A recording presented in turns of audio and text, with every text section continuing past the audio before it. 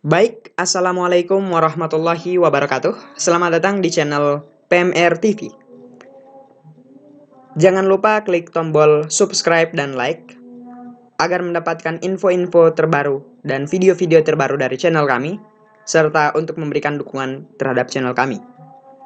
Kami berikan waktu 5 detik.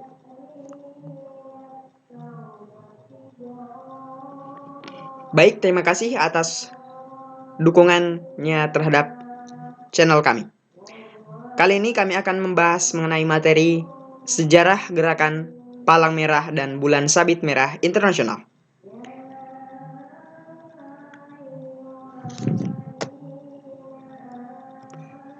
Baik, langsung saja kita masuk ke sejarahnya.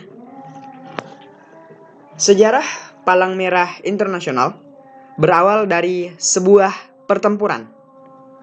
Pertempuran yang terjadi di kota Solferino yang terletak di Italia Utara, yang tepatnya terjadi pada tanggal 24 Juni tahun 1959. Nah, pertempuran ini berkaitan erat dengan Henry Dunant. Mengapa?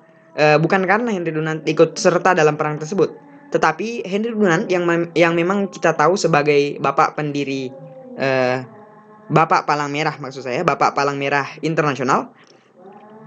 Henry Dunant adalah seorang pebisnis, bisa dikatakan seorang pebisnis, dan ia pergi ke Italia untuk berjumpa dengan Kaisar Napoleon III untuk melakukan pembicaraan seputar bisnisnya.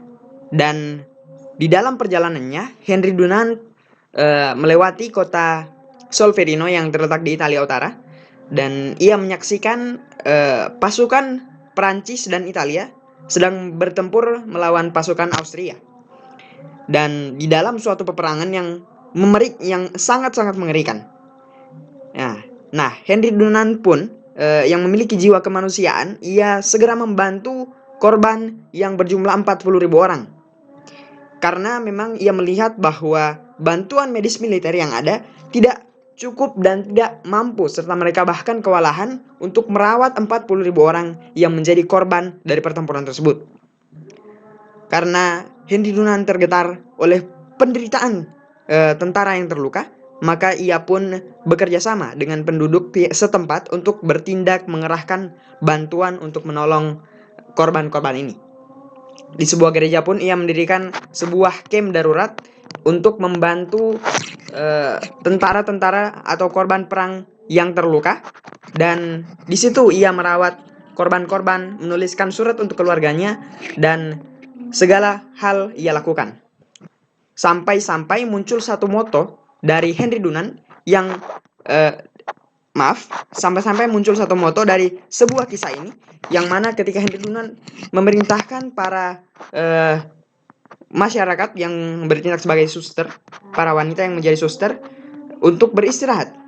Namun mereka mengatakan tutti fratelli, siamo tutti fratelli. Jangan, mereka adalah saudaraku. Baik, lanjut. Selepas kepulangannya dari peperangan tersebut, dari kejadian tersebut, pada tahun 1862, Henry Dunant menulis sebuah buku dan ia mengangkat dua buah gagasan. Nah, di dalam buku yang berjudul A Memory of Solferino, ya ini dia, A Memory of Solferino.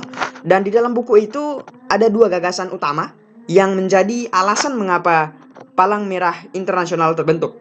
Yang pertama, untuk membentuk organisasi sukarelawan yang disiapkan untuk menolong korban perang. Dan yang kedua, untuk membuat perjanjian internasional untuk melindungi korban perang serta melindungi para relawan yang membantu dinas kesehatan militer. Nah, inilah dua sebab. Sebab pertama,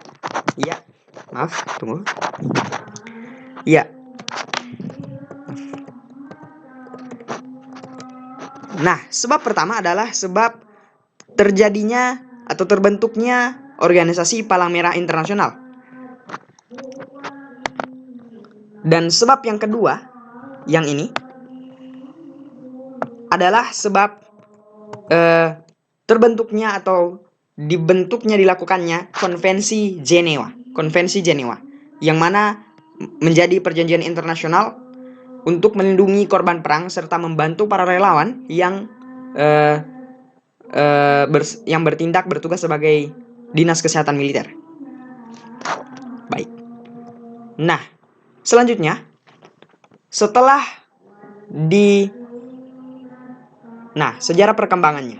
Sejarah perkembangan setelah Henry Dunant menulis buku A Memory of Solferino, maka dibentuklah Komite 5 pada 9 Februari 1963 yang beranggotakan Gustav Moynier, Dr. Louis Appia, Dr. Theodore Monnier, Jenderal Willem Henry Dufour, dan Henry Dunant sendiri. Kemudian pada 17 Februari 1863, dibentuklah Komite Internasional untuk Bantuan para Tentara yang Cedera. Nah, secara berangsur-angsur pada bulan Oktober barulah dibentuk Komite Internasional Palang Merah atau kita kenal sebagai ICRC. Ketika itu dikenal sebagai Committee International of Geneva, ya, karena basisnya ada di Jenewa. Dan akhirnya pada tahun 1864 dan seterusnya didirikanlah perhimpunan-perhimpunan nasional yang awalnya baru beranggotakan Belgia, Swiss, dan Belanda. Namun akhirnya keanggotaannya bertambah seiring dengan waktu. Nah, kelima tokoh ini yang juga dikenal sebagai tokoh-tokoh pendiri Palang Merah Internasional. Baik, sudah jelas kan? Ya. Oke, kita lanjutkan ke selanjutnya. Ya, selanjutnya setelah dibentuknya Komite Palang Merah Internasional sesuai dengan gagasan pertama dari Henry Dunant yang sudah tercapai, maka gagasan yang kedua diwujudkan oleh Henry Dunant dan kawan-kawannya. Nah, berdasarkan gagasannya, akhirnya dibentuklah konferensi diplomatik pada tahun 1864 yang beranggotakan 16 negara dan ada 12 penandatangan dari 16 negara dan sebuah konvensi yang mana menghasilkan 10 pasal di mana berisi mengenai tentara yang terluka dan sakit mesti dirawat tanpa didiskriminasi. Dan yang kedua adalah perlindungan bagi staf, peralatan, dan fasilitas medis yang diidentifikasikan dengan sebuah lambang khusus. Yang ketiga, negara menghargai peraturan yang melindungi korban konflik. Keempat, konvensi ini juga membuka jalan bagi perkembangan hukum perikemanusiaan internasional selanjutnya. Setelah dibentuknya konferensi, nah ini dia, ada 3 komponen utama gerakan Palang Merah dan Bulan Sabit Merah Internasional. Nah, di sini akan saya jelaskan 3 organisasi inti ya yang menjadi komponen utama gerakan Palang Merah Internasional. Yang pertama yaitu induk dari Palang Merah Internasional yaitu ICRC atau kita kenal dengan International Committee of Red Cross and Red Crescent yang terbentuk pada tahun 1863 dan dibentuk oleh Henry Dunant dan kawan-kawannya yang termasuk Komite 5. Sementara yang kedua adalah Perhimpunan Nasional Palang Merah dan Bulan Sabit Merah pada tahun 1864.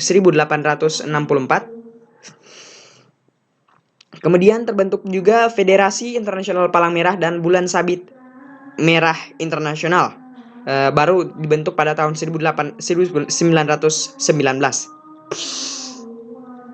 Nah, perbedaan dari ketiga-tiga ini ya akan saya jelaskan.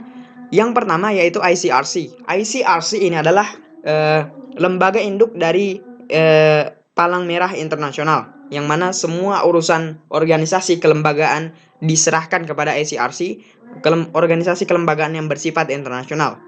Yang kedua, Perhimpunan Nasional Palang Merah dan Bulan Sabit Merah. Nah, Perhimpunan Nasional sebagaimana namanya kita tahu bahwa ini adalah perhimpunan dari palang merah dari setiap negara, setiap nasional. Misalnya, ya, dengan lambangnya yang terdapat banyak logo. Nah, ini adalah himpunan dari banyak komite internasional komite palang merah nasional dari setiap negara. Sementara yang ketiga yaitu Federasi Internasional Palang Merah. Nah, federasi ini maksudnya tugasnya berbeda dari Komite Internasional Palang Merah. Kenapa? Karena federasi ini lebih mengurus urusan federasi, urusan persahabatan antara negara-negara dalam lingkungan Komite Internasional Palang Merah. Baik, selanjutnya ICRC. Ya, apa itu ICRC? ICRC itu adalah organisasi swasta dan itu bukan LSM ataupun bukan bagian dari pemerintah. Itu adalah organisasi swasta. Dan yang kedua, organisasi ini mendapatkan mandat internasional. Ini adalah markas besar ICRC yang terdapat di Jenewa, Swiss. Perlu kita ketahui bahwa ICRC bukanlah bagian dari PBB atau United Nations. Dan yang kedua, bukanlah bagian dari organisasi advokasi HAM. Jadi ICRC ini bersifat bebas, free, bebas dari segala tekanan organisasi manapun, bukan milik pemerintah, bukanlah lembaga swadaya masyarakat, melainkan organisasi swasta yang memiliki otonomi sendiri dan memiliki hak-haknya sendiri.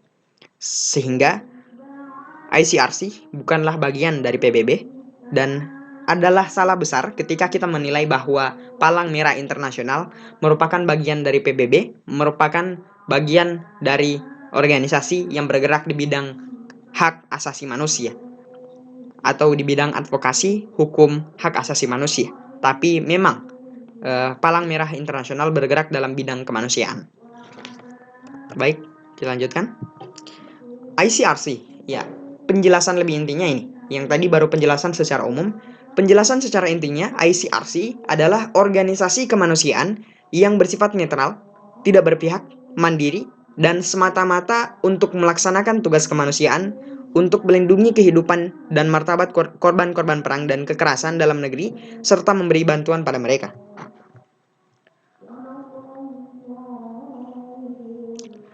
Nah, ICRC diprakarsai berdasarkan Konvensi Jenewa yang terjadi pada tahun 1949, dan ICRC ini berkewajiban untuk memberikan perlindungan dan bantuan kepada korban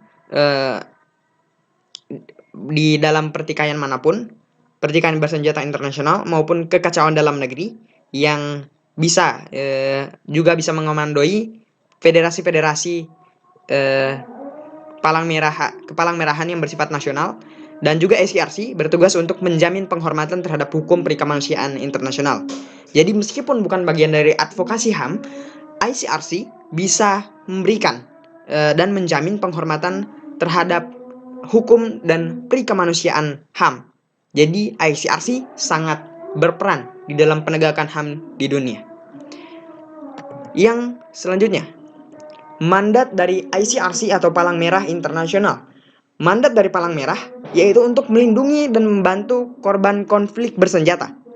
Nah, berdasarkan Konvensi Jenewa. Dan ya, Konvensi Jenewa ada dua prinsip yang dianut dalam hukum humaniter internasional yang dihasilkan dari Konvensi Jenewa. Hukum humaniter internasional salah satunya adalah prinsip distinction atau prinsip perlindungan. Prinsip pembedaan maksud saya. Jadi di dalam prinsip distinction ada dua pembedaan, yang mana dalam suatu peperangan ada yang namanya combatant atau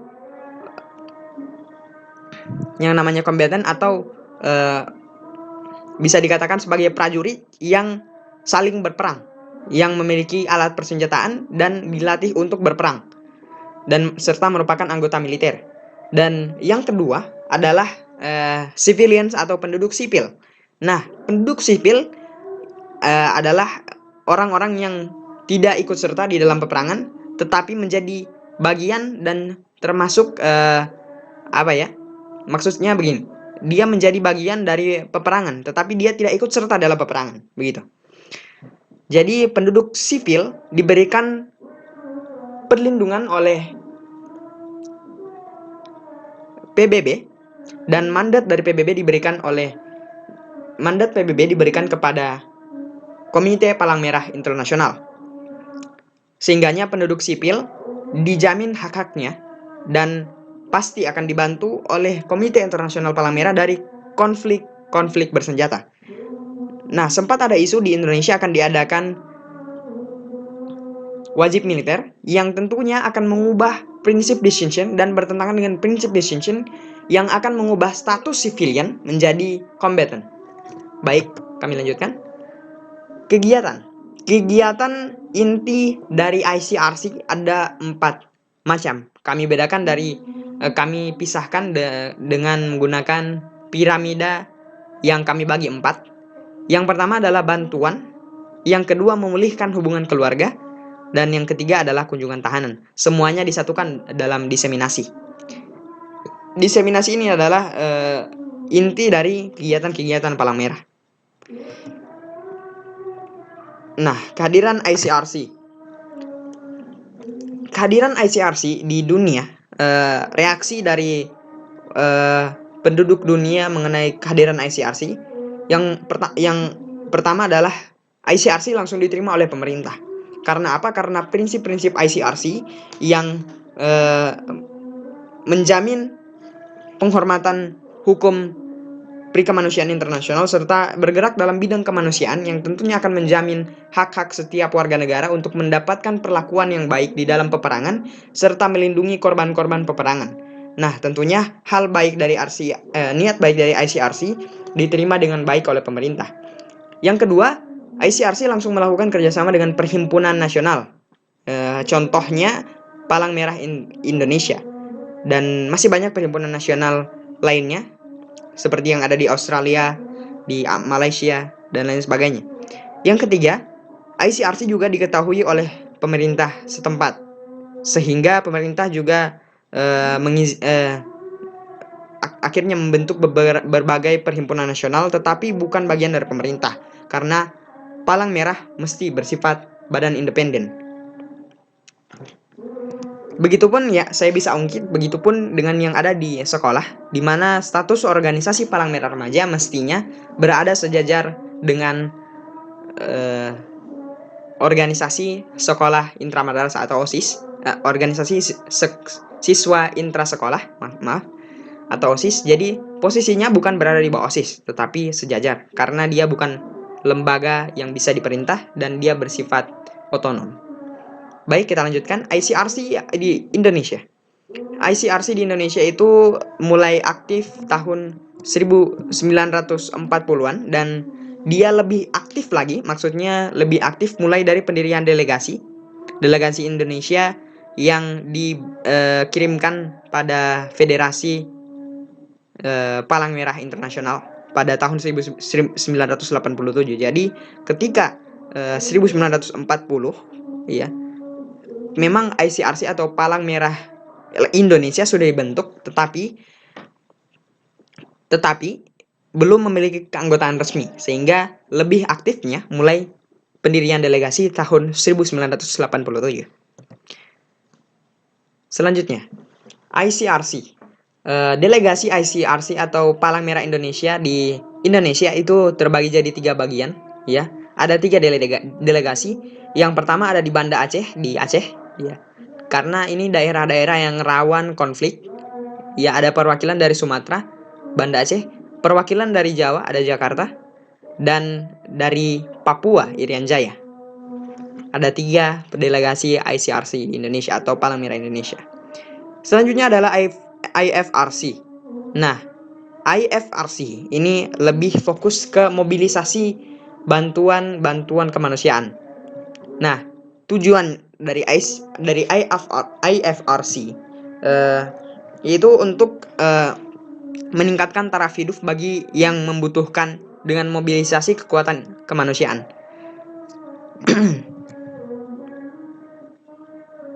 Nah, IFRC baru didirikan tahun 1919.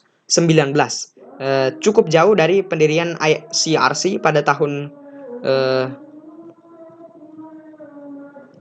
cukup jauh dari pendirian ICRC, sehingganya pendiri dari IFRC berbeda dari ICRC. Pendiri IFRC adalah Henry P. Davidson yang merupakan bagian dari Palang Merah Amerika. Dan organisasi ini berdiri pada tahun 1919 pasca Perang Dunia I dengan nama Liga Palang Merah saat itu. Nah, nama IFRC ini baru dipakai tahun 1991. Nah, organisasi ini berfungsi sebagai badan koordinasi antara perhimpunan nasional. Jadi tadi ada perhimpunan nasional, Ya, jadi di tiap-tiap nasional itu ada bentuk lembaganya seperti Palang Merah Indonesia. Nah, kalau IFRC adalah lembaga di mana menyatukan semua perhimpunan nasional. Misalnya antara Palang Merah Indonesia, dia terdaftar di IFRC dan dia akan berkoordinasi dengan yang lainnya. Nah, begitu juga dengan ketika terjadi konflik di suatu wilayah, maka IFRC bisa mengkoordinasikan dengan Palang Merah dengan perhimpunan nasional di daerah tersebut. Selain itu, IFRC juga beranggotakan dari seluruh perhimpunan nasional, sehingga ada yang namanya delegasi dari setiap perhimpunan nasional di IFRC. Nah, kegiatan dari organisasi ini ada 4 juga, ya. Yang pertama, untuk mempromosikan prinsip-prinsip dasar dan nilai-nilai kemanusiaan. Prinsip dasar kita sudah tahu, ada 7 prinsip dasar kemanusiaan, dan itu sudah kita bahas di video sebelumnya. Dan nilai-nilai kemanusiaan dari Palang Merah Internasional. Yang kedua adalah tanggap bencana. Yang ketiga, kesiapsiagaan bencana. Yang keempat, kesehatan dan perhatian terhadap masyarakat. Jadi IFRC ini lebih pas, pasnya kita bilang bahwa IFRC lebih fokus ke lapangan. Jadi IFRC turun langsung ke lapangan, sementara ICRC lebih fokus mengatur badan keorganisasian dari Palang Merah Internasional. Misalnya dasar-dasar hukum, kemudian dana dan lain sebagainya, itu diatur oleh ICRC. Maaf, ini ada sedikit tulisannya, jadi jangan salfok ya. Baik, selanjutnya kegiatannya juga misalnya,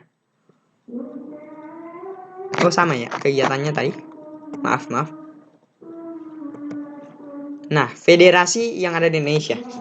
Nah, delegasi Indonesia sudah kita katakan tadi bahwa berdiri sejak 1998 ya. Itu lebih aktifnya.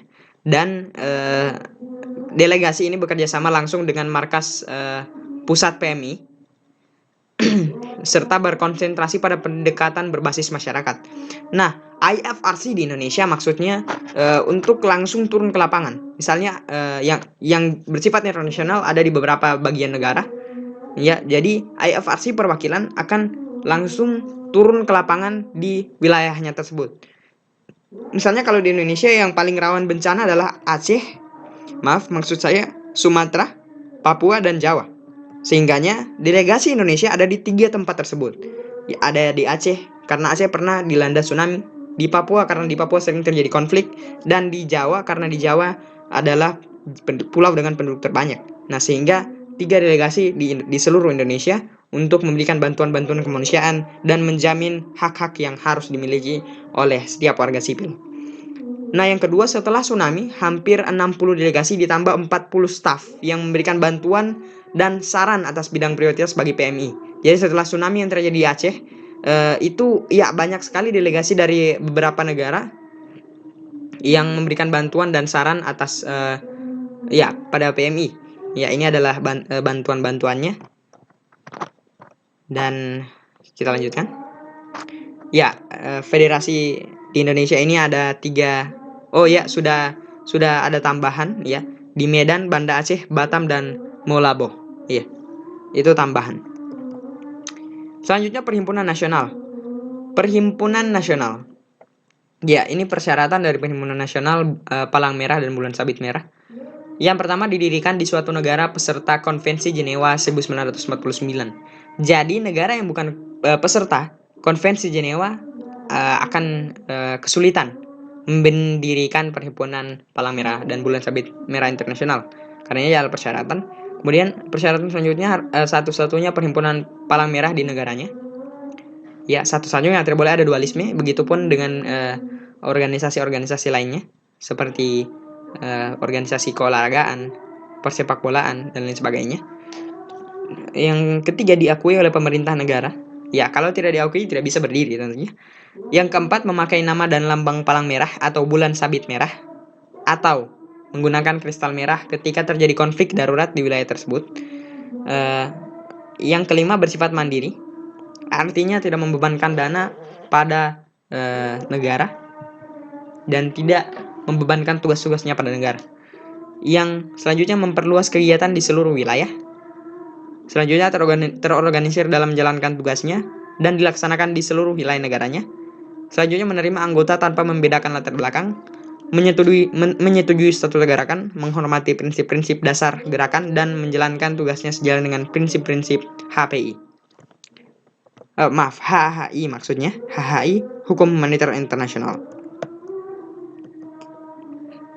Kerjasama gerakan. Nah, kita ibaratkan ada 3 bola, kemudian ada ICRC di dalamnya, dan 3 bola ini saling, 3 lingkaran ini saling berikatan. Maksudnya maksud saya Perhimpunan Nasional ini saling mengikat untuk membutuhi kebutuhan masyarakat yang paling menderita. Ketiga gerakan ini maksud saya, ICRC, Perhimpunan Negara, dan IFRC, yang tentunya harus bekerja bersama untuk saling membantu. Ya, ini dia kerjasamanya yang tadi antara Perhimpunan Nasional dengan Federasi, Perhimpunan Nasional ICRC, antar Perhimpunan Nasional, antara ICRC dan Federasi, dan antar ketiga-tiganya. Baik, mungkin cuma itu penjelasan kami mengenai sejarah dan prinsip-prinsip gerakan Kepala Merahan. Kurang dan lebihnya mohon maaf. Jangan lupa share dan bagikan jika ini sangat bermanfaat bagi Anda, dan jangan lupa juga kami mohon maaf atas kesalahan-kesalahan kata, dan kurang dan lebihnya mohon dimaafkan. Wabillahi taufiq wal hidayah. Wassalamualaikum warahmatullahi wabarakatuh.